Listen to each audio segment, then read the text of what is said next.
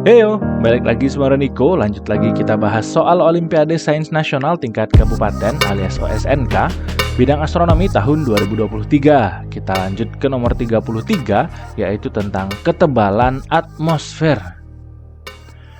Sebuah planet terestrial akan lebih berpeluang membentuk atmosfer yang tebal jika apa?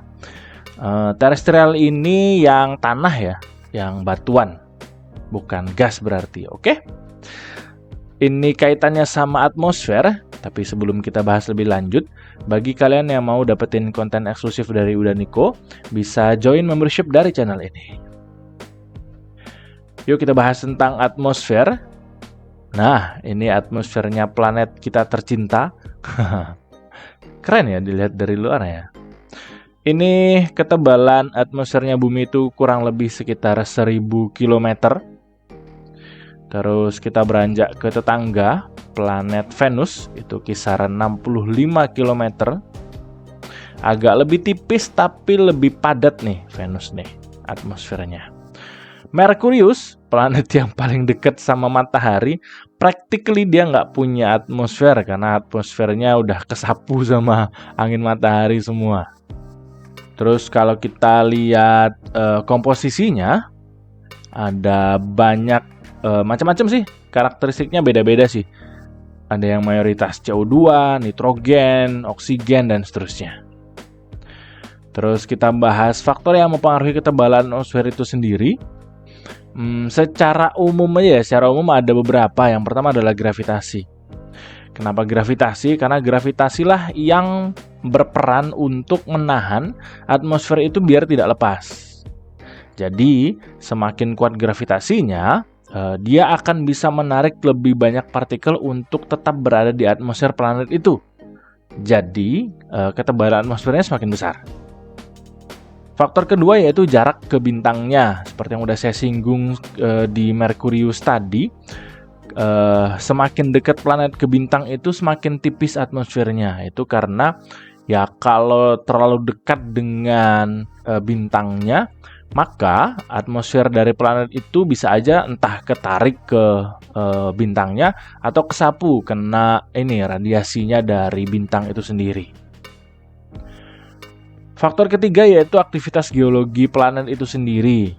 Jadi kalau misalnya ada letusan gunung lah, perubahan cuaca lah dan segala macam di internal planet itu sendiri ya, itu akan mempengaruhi ketebalannya. Dan yang terakhir, komposisi atmosfer dari atmosfer di planet itu sendiri. Jadi dia macam-macam sih. Kan tadi udah saya tunjukin, ada yang mayoritasnya nitrogen, ada yang argon lah dan segala macam. Dan semua itu punya karakteristiknya masing-masing. Jadi komposisinya ini juga mempengaruhi ketebalannya. Terus kita balik lagi ke soal. Nah, kita cari yang berpeluang membentuk atmosfer yang tebal ya. Oke, kita cari yang cocok untuk atmosfer yang tebal. Pernyataan yang A, mengorbit dekat dengan bintang panas tentu bukan. Tadi udah kita bahas, atmosfernya bakal kesapu. Yang B, setengah sumbu panjang orbitnya lebih pendek. Ini sama aja bilang lebih dekat ke lebih dekat ke bintang ya. Juga salah yang B. Yang C, memiliki massa lebih kecil. Nah, ini kaitannya massa tadi ada faktor yang namanya gravitasi ya. Jadi gravitasi itu sebanding dengan massa. Kalau massanya kecil berarti gravitasinya juga kecil. Nah, kalau gravitasinya kecil, atmosfernya cenderung lebih tipis. Berarti C juga salah. Yang D, kerapatan planet lebih besar. Ini kaitannya sama gravity juga ya. Massa dan jari-jarinya.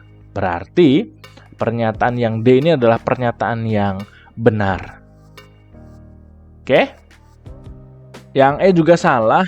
Kalau dia punya kecepatan lepas yang kecil, itu berarti energi potensial dari planet itu juga kecil. Berarti secara tidak langsung gravitasinya juga kecil, gitu ya. Nah, soal-soal seperti ini bisa kalian pelajari di playlist keplanetan. Walaupun tidak terlalu sering muncul ya, tapi ada beberapa konsep dasar yang cukup krusial kita perlu pahami. Terus bagi yang masih bingung boleh langsung tanya. Yang mau dukung Udah Niko secara langsung bisa melalui traktir.id/udahniko. Itu dulu pembahasan kali ini, semoga bermanfaat. See you on the next number.